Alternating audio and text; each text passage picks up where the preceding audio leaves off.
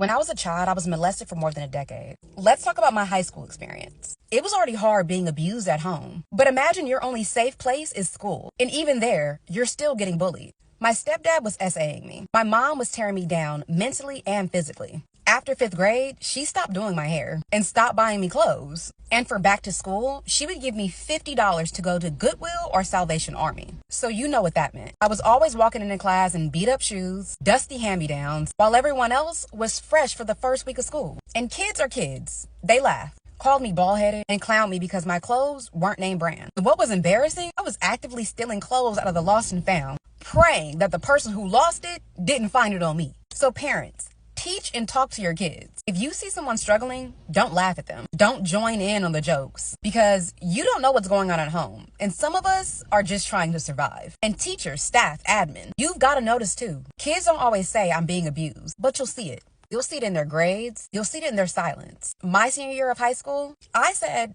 enough is enough. And my mom and stepdad kicked me out of the house at 3 a.m. I walked to school because that was the only safe place I knew to go. And I was homeless at school for 2 weeks. I slept at school. I wore the same clothes every day. And nobody noticed. Except one person. She was the vice principal at Oakland Tech, Miss Morrison. She looked at me one day and said, "Something's not right." She didn't know the details, but she cared enough to see me. She actually allowed me to come to her apartment where she was moving out of. She had already had everything out of the house. And all she really wanted me to do was pull things out of the wall like stickers, tacks, then clean the stove and the counters. I think I also did the refrigerator. She paid me very nicely. With that money, I was able to pay for my senior prom. The friends I had my senior year of high school was sent by God himself. I had 2 friends in particular, Kiera and Ronnie. Kiera's mom actually let me move in with her, and I lived with them for the rest of my senior year. So parents, talk to your kids. Teachers, get trained. And students, be kind, because you don't know whose life depends on it. And sometimes the cruel joke you laugh at is the very thing that keeps kids from asking for help.